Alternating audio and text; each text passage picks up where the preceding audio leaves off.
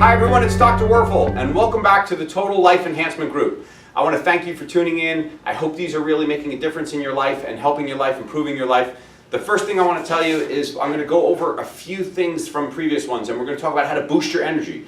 A lot of folks have given us feedback saying that they always want more stuff about how to increase their energy. So I'm going to give you a few reminders. Number one, make sure you're drinking enough water. So how much is enough?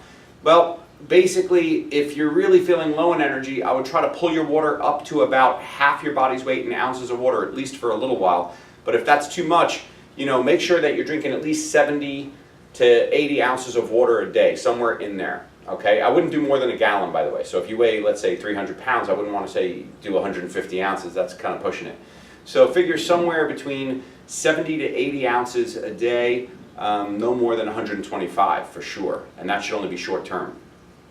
So make sure you're having enough water.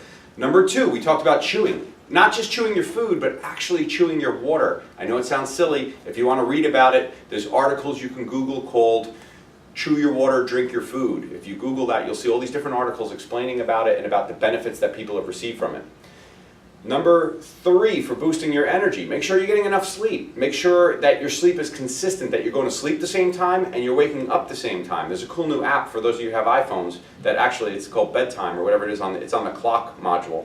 And it actually helps you make sure you're getting to sleep on time and waking up on time. And I've actually found that to be effective, that you get that little ding ding reminder about time to go to bed. It's kind of cool. So make sure that you're getting approximately 6 or 7 hours. Some of you function great on less, so don't, I'm not looking to change anybody's lives. If you function great on less, then that's not the issue. But first, work on making sure you get enough water, make sure you're chewing your food really well. Here's a really important one. Make sure you're getting conscious of all the things that are on your head that you may not be thinking of all the time, but the things that kind of weigh down on you. Remember we talked about that story from the Vernon Howard book about the weary traveler, that he was tired because he was carrying all the brick in one hand and a bag of earth over his back and a rock in the other hand and a pumpkin on his head, and as people told him to take these things off, and he wasn't even aware he had them. As he put these things down, he felt better and more alive and more energetic. So if you're tired, start to look at what you're carrying mentally. What things are always in the back of your head? Is it something about your family, something about your finances, something about your relationships or your profession? Start to let go. Put those things down consciously. Put those things down every day. Say, I'm not going to carry that. And if you need help with that, text me, direct mail me, direct message me, and so forth. And I'll give you some ideas on how to do more of that. The big message I want to give you for today is make sure you're committed to enjoying the ride. We talked before about happiness, and I'm going to do more of these. I'm going to do more of these little things about happiness, but enjoying the ride is a good analogy.